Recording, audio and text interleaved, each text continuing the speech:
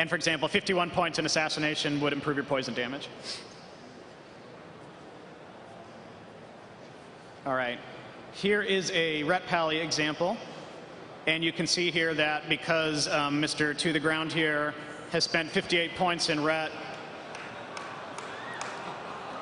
he gets melee damage, melee crit, and then ability cooldowns would be the one affected by the mastery stat. And you can see over on the character sheet with the tooltip, you'll always know what is exactly affected. You're not going to have to guess too much if you change specs a lot. Everyone will look at mastery. It works very similar. If you're familiar with the way feral druids, when they look at a weapon, it'll tell them their feral attack power conversion from that weapon, even though other players may not see it. So it'll be kind of similar there. All right, last part of the talk. So we have this new feature called Paths of the Titans. And what we want to do with this feature is reward character progression at max level.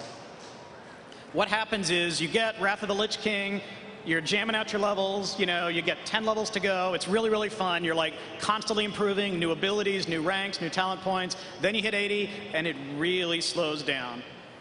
And you'll get loot.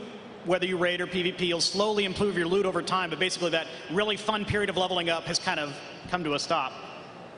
And one way to do that is just keep making more and more levels. Hey, maybe Cataclysm gives you 15 or 20 new character levels. That would give us a headache. So instead, we wanted to come up with a system that rewards progression at max level without having to necessarily go into more talent points, more abilities. So the main reward for the paths is to unlock a new type of glyph called an ancient glyph. Now, these glyphs work a little differently than the glyphs you're used to from your class glyphs.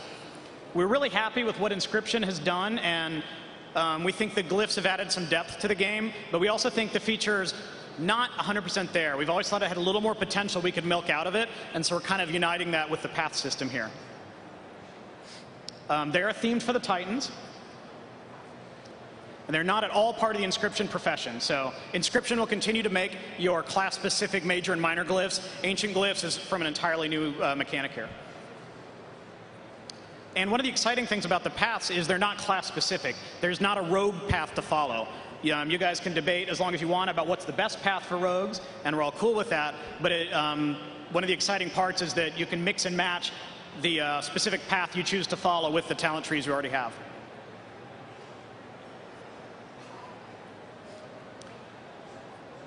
So the Cataclysm is a time of great upheaval, right? I mean, zones are changing.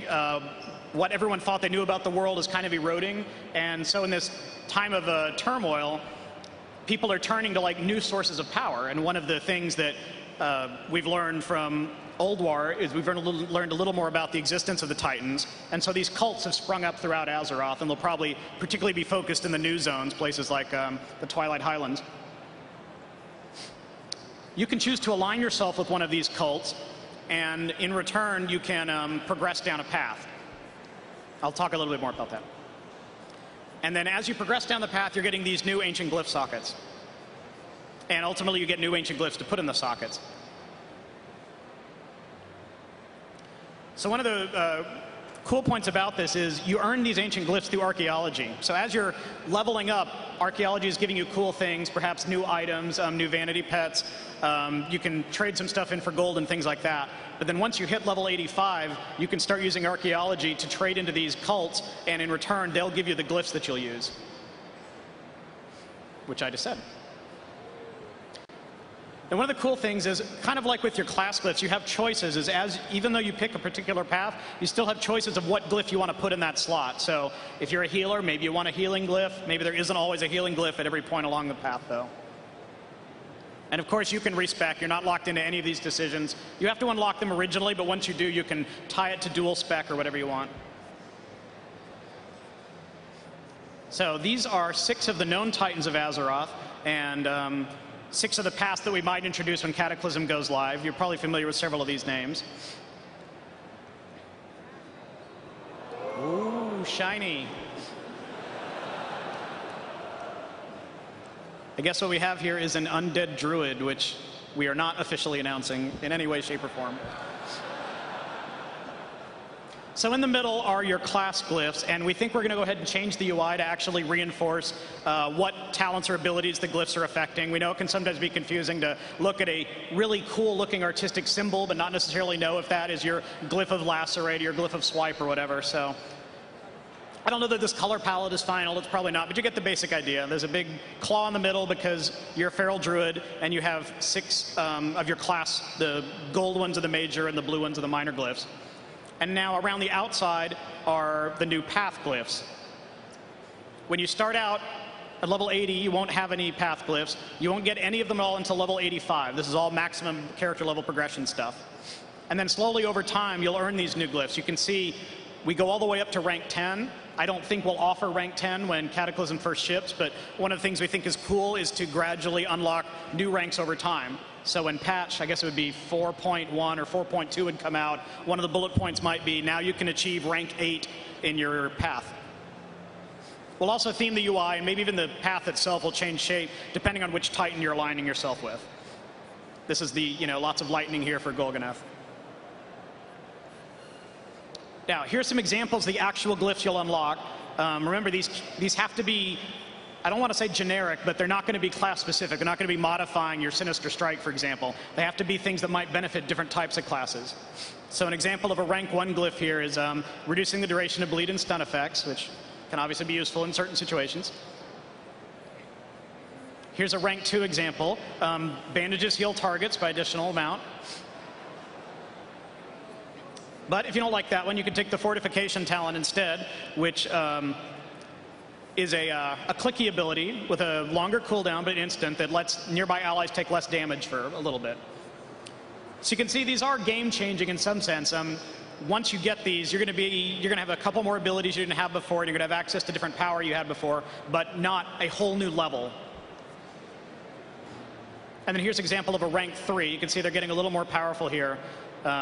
Increases the damage dealt following a critical strike.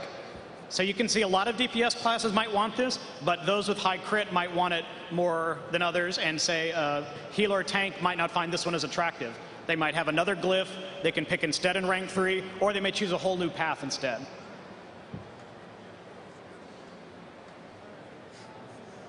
Now, one of the things that's important is everyone eventually gets their ancient glyphs.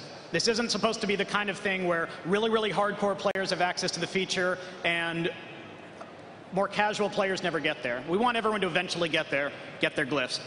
It may be more like raid progression, where the very dedicated hardcore players get them faster, but everyone could eventually get there. The goal is that we want to gate the content. This isn't supposed to be a nasty rep grind. This isn't, Sons of Hodier 2.0 or anything like that.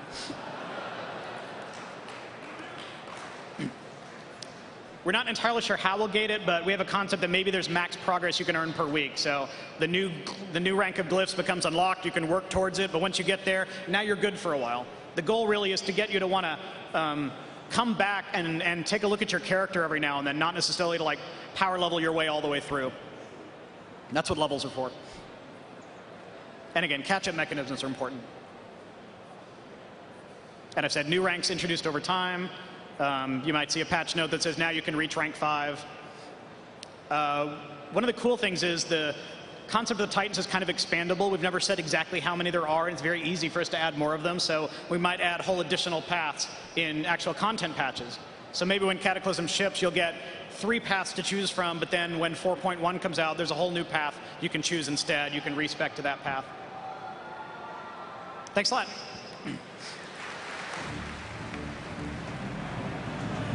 BlizzCon live on DirecTV continues. We are just moments away from the closing ceremonies. Level 80 Elite Tauren Chieftains and Ozzy Osbourne live at BlizzCon. Finally. Are you going to see it all right here on DirecTV, live and in high definition? Hello, everybody. I'm Jeff Keighley again with Cat Hunter and Joe Garcia as we count down these final moments of BlizzCon 2009. There's lots more you're not going to want to miss. I think it's going to be an amazing closing ceremony tonight.